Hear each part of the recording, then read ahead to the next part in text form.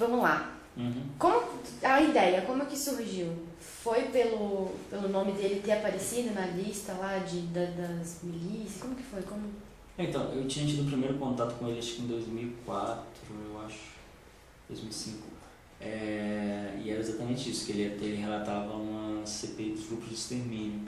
Estava sofrendo ameaças de morte e tal, e pedindo a proteção da Polícia Federal. Aí ele em 2009, no início de 2009, um militante de direitos humanos foi assassinado bem na divisa entre Pernambuco e a Paraíba é o estado dele. E aí chamou atenção porque esse cara que foi morto, ele tinha assessorado essa CPI alguns anos atrás. E aí a gente foi tentar ouvi-lo para saber, né, como é que tá, recebeu alguma ameaça. Você mesmo fez a ligação, falou, peraí, tem alguma coisa... Isso, eu fiz uma ligação, falei que tinha interesse em conversar com ele me recebeu lá e tal. E aí eu conversei com ele acho que umas 3 horas, mais ou menos. E ele falou que estava recebendo ameaças de novo e que tinham dito, um dos suspeitos lá tinha dito que ele era o próximo da lista a morrer e que estava tendo um movimento dentro da bancada do PT para que ele e um outro deputado que era de Pernambuco, né, do estado que o cara tinha morrido, recebessem proteção da Polícia Federal e que eles estavam tendo dificuldade, apesar de ser um governo, né, do PT, eles estavam tendo muita dificuldade de conseguir isso. Então, mas aí o que aconteceu? Na conversa com ele, eu fui sentindo que eu tinha mais de uma matéria. A matéria inicial era essa, em cima do deputado ameaçado de morte pedindo proteção à Polícia Federal.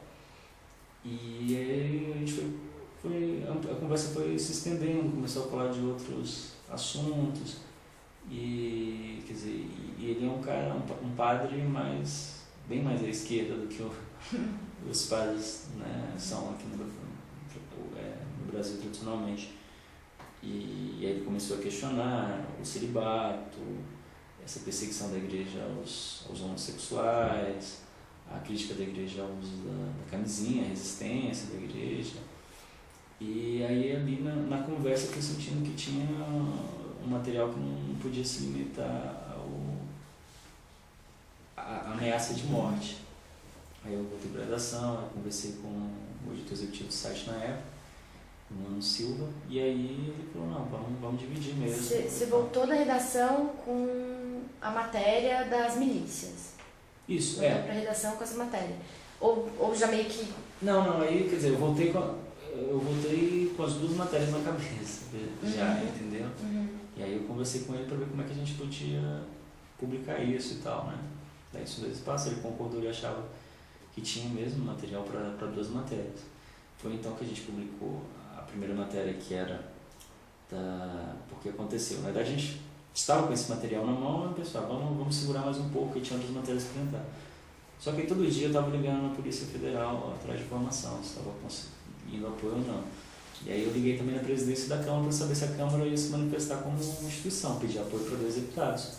E nesse dia, no final do dia, o assessor da presidência da Câmara falou que de fato o presidente da Câmara tinha entrado no circuito, ele estava tinha decidido pedir apoio para proteção policial para os deputados. Aí a gente, agora tem que dar matéria logo, então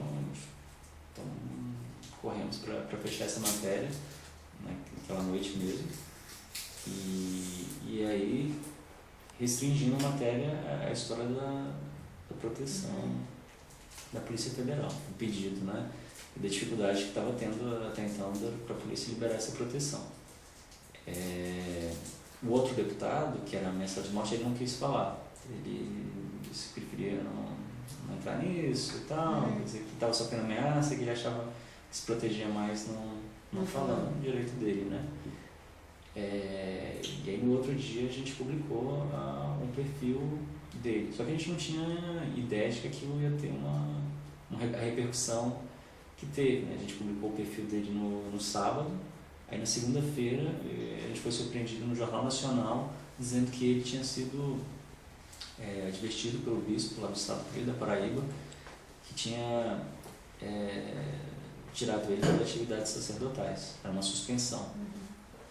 Aí a gente viu que a coisa tinha tomado uma dimensão que não era para tomar, né? Quer dizer, um caso de censura dentro da Igreja Católica. Mas ele tinha concordado antes com essa matéria, com esse perfil dele? Sim, ele nunca questionou o perfil porque estava fiel às ideias.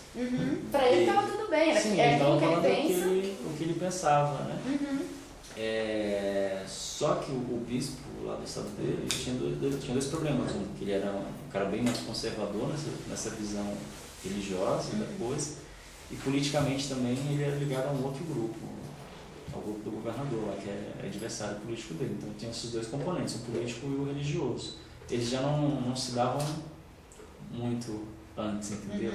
Então isso foi meio que serviu ali de combustível, essas declarações, porque aconteceu. O site publicou no sábado e aí no domingo os jornais locais reproduziram a entrevista. E aí a gente procurou o Luiz Couto e até uma forma de solidariedade, né? Porque não era a intenção da gente, né, provocar esse estrago na vida dele e suspendê-lo do trabalho dele, né, do ofício dele de padre. E ele falou que não, que a matéria estava correta, que ele não se arrependia de nada do que tinha dito, que era aquilo mesmo, que o problema era com o bispo, né? O problema é que não adiantava se queixar com o bispo, né, no caso. E aí a coisa foi tomando uma certa dimensão lá na cidade, porque os sindicalistas, o pessoal mais à esquerda, tomou as dores do padre deputado, né, do Luiz Couto, que é do PT. E aí teve manifestação na cidade, em frente lá a sede lá da igreja e tal. Então isso foi se arrastando por semanas. E ao mesmo tempo a gente viu que não podia abandoná-lo, né? Quer dizer, tinha que ficar cobrindo.